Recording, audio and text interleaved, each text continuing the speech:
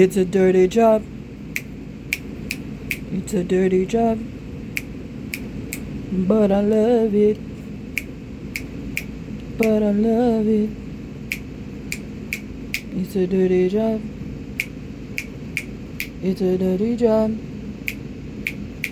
But I love it. What's going on, everybody? Okay, so I have coconut coir, and it's a big block, 10-pound block. Now, y'all, I don't know. I don't think I've ever used coconut coir like this before, like where I had to hydrate it myself. I've bought seed starting mixes where I have, you know, that has coconut coir, or it is coconut coir, but it's already hydrated, you know, and everything, and pre-mixed with perlite and all that stuff. It's a hard brick. It's just a brick of organic matter.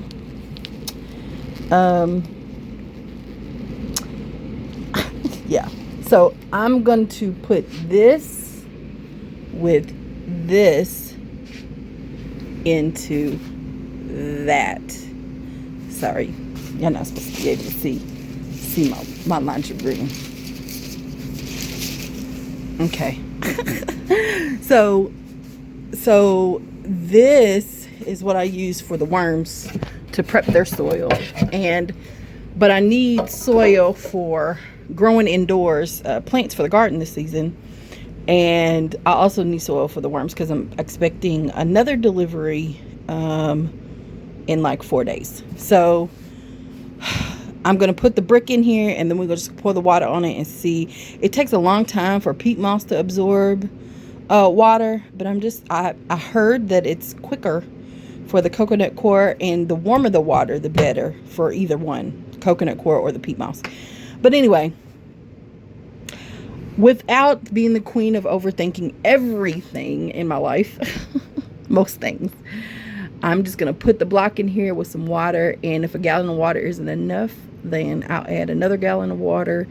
You don't have to let the chlorine dissolve overnight, you know, leave it out for 24 hours. This has been just because every time I empty my jugs, I refill them with water. I do not have a spigot water source in this space, this part of the downstairs basement, right? So it's actually out there, and it's on this wall where the refrigerator is, on the other side of that wall. So I truck my water in here using these gallon jugs to water, just FYI, all the bins that I have so far with the worms in it. I need about 3 gallons of water so far to hydrate everybody twice a week. Yeah. Okay. So I have the urban worm bag. I have 1, 2, 3, 4, 5, 6, 7, 8, 9, 10, 11, 12, 13, 14, 15, 16, 17, 18, 19, 20, 21. So 21 bins of worms in here, and I need 3 gallons of water to water them twice. 3 gallons of water to water, and I have to do that twice a week. Yeah. Okay, so back to the soil. I'm going to put the block in here and then put the water in, and we're going to watch it for a minute. This is some thick plastic. I might use this to germinate some seeds. I don't know. Reduce, reuse, recycle. Okay, so we got the block in there. Now, of course, you know, stuff comes with directions. You know, and ooh, this even has a list of benefits. Okay, stable pH, slow breakdown with excellent nutrient and water holding capacity. So it doesn't come with nutrients, but it can hold nutrients. Weed free, attracts worms, promotes rapid dense root growth. Okay. Okay. Can be used to improve soil structure. Ooh, those things like make me feel some kind of way. I love that. So directions. Lay block down flat somewhere with good drainage. Well, not so much in here. Slowly pour warm water over a block, allowing water to absorb without runoff. Let it sit for 30 to 40 minutes. Do not use hot water over 100 degrees. Yes, yeah, I skipped some, but y'all get the gist. Renewable Cocoa Bliss is 100% renewable peat moss substitute. Okay. So, and you know, there's controversy over whether or not peat moss is even renewable. And if it's sustainable. So it might be renewable, but I don't know if it's sustainable or if those two things mean the same thing. I don't know. There's all kinds of controversy over that, and how Coco Coir is much more sustainable than peat moss. But anyway, I just brought it up just to be bringing it up. I don't feel any kind of way about either one. I just want to use organic methods as much as possible. I'm not certified organic. My farm is not certified organic, and I don't know. I have a lot of thoughts about that whole concept, but you know, as far as using organic methods and naturally growing my food, yes, all day long. Okay, all day long. So let me get this water, and this may not be enough water, but let's see how it bounces off the material too. It's not as repellent as the peat moss, but I mean, it is rolling off. I mean, it's on a hard brick. But anyway, and this is not warm water. This is room temperature water. So I'm already not following the rules. So there go a gallon of water. We might need 2 gallons. We might need 3. I don't know.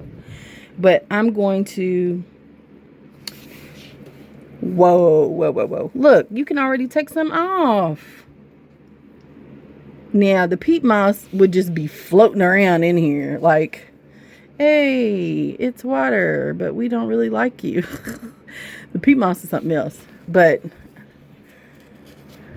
look. It's already loosened up. I mean, I literally just poured that water on top. So, okay. I already like that. So, I'll probably need another gallon. It just doesn't seem like this is going to be enough for this big block. Let me go get another gallon. I have 1 more gallon of water ready. I don't want to over wet it. It does stink. I don't like the smell. Well, it's just very earthy. It's just very, very earthy. I mean, it's not bad. I just noticed the odor. Like, it's not... Okay, so it's earthy, y'all. It smells like dirt. But I guess it was just a little bit more stronger than I thought it would be. So, I can deal. It's not too bad. But look at all that I scraped off already. Okay. Let me go get this other gallon of water. I'm not going to do 3 because it might need 3. But I'm going to give it some time to absorb. I'm just interested. Let's see. Oh, y'all, the water is gone. Look. It's already absorbed this water. Now, how long did that take? Seconds. Honey, we might need 5 gallons of water. Woo, for this 10-pound block. Look at there. Let's try to flip it if I can. Girl, this water is gone, honey. Coconut Coir was like, I don't play. Oh, yeah. Well, this might have won for me. Now, a lot of worm farmers do use Coconut Coir. And the gardeners do too. So, it's a win-win on either side. It's not like I'm purchasing Coco Coir just for one piece of my farm, you know. I can make a sea start mix with this. And typically all sea start mix is peat moss and perlite, that little white ball stuff, you know.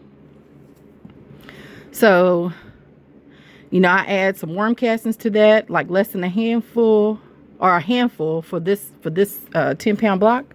Just a handful of worm castings to get my seeds started in. I don't have to use any other fertilizer. You see how this stuff worked together? I got some peat moss in the greenhouse outside. I don't bring that stuff indoors. It's just too much, unless it's in a seed starting premix already. But I don't bring a big bag of peat moss or perlite in here because it's too much stuff that flies around. And when you're using it, you know, you really need to use perlite outside. But that's it. So it had already soaked up that gallon of water that fast. I mean, that was probably a minute and a half. I don't know. Well, let me go get some more water. Can y'all hear that sound? Not the fan in the background, but the peat moss. Listen.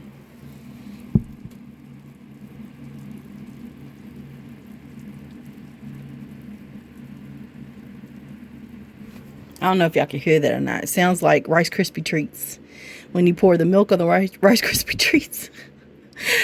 Oh, the cereal. So I just added another gallon of water, and I try to put some on all sides of the brick, and then I put some underneath.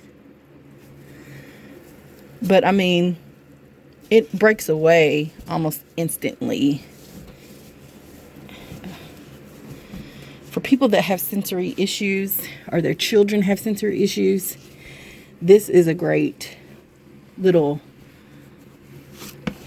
you know, exercise or experiment that they could do and get, you know, to learn, and then also to get that sensory input need from just they like hard textures and things like that, like to dig. It really helps me. But, you know, for anyone specific that has those type of needs, this might be a really cool thing to get them involved in. Gardening, I know it does. I know it helps a lot of people with a lot of different life experiences, developmental and intellectual disabilities, people with these things. Those things don't define who they are, but they have them. And gardening is just a really great way to help people heal in all kinds of different ways. So I'm trying to prop this up so we can see what's happening underneath here. The water's gone. Yeah. So we're going to need at least 2 or 3 more gallons of water, I think. But it's good to slow pour and kind of test it out so you don't overwater it. Now, some of the water will evaporate if you leave the top off of this. I'm not going to leave the top off because fungus gnats love this type of environment. It's moist. This is organic matter. And I'm trying to reduce that as much as possible before the worms even get in it. You know what I'm saying? Or my plants. But yeah, this needs at least 2 or 3 more gallons of water. So I'm going to do that. It might be helpful to also wear a mask. I see this stuff flying around. But other than that, yeah, I really like the coconut coir. I love it. Thank y'all for following the journey today. Thank you for joining me. I hope this video helps somebody. Please like, subscribe, share, all that. Okay, bear fruit is here. The growing season has just started. Worm farming, I started back in November of 2022, so I'm just getting it going. But honey, I'm not playing. You hear me? I am not playing. I'm not. There's over 10,000 worms right now in this location, so that don't seem like a lot. There's probably more. I need to actually count. I've been saying 10,000 for a while, so I need to actually count. In about a pound, depending on the size of the worm and everything else, but in about a pound of, you know, night crawlers, you could have anywhere between, you know, you can have almost 1,000 worms in a pound. And Each of these, probably most of them, have about 1/4 pound in them, but they have grown over time. I have not separated many. Like, I have some nurseries, so my nurseries have small worms where they're like literal baby worms that are growing, and once they become adults, I'll move them out of the nursery bins and keep my cocoons and my smaller worms in the nursery bins, to move them out. That's how the process. But a lot of these have not been separated. The cocoons have been, because I sift every 4 to 5 weeks. Sometimes 3, but really I feel like you can wait longer, so that's why between 3 and 6 weeks sift, right? But I've done it all, and I don't think it matters much. Some worms poop more than others, but it's okay that they're in their poop. In my experience, I haven't really seen anything go bad, because the worms are in their poop a little bit longer than normal. So instead of 3 weeks, they are in their poop for 6 weeks. But anyway, yeah, I'm not playing, y'all. I'm not playing. So thank y'all so much for watching. Talk to you soon. Peace.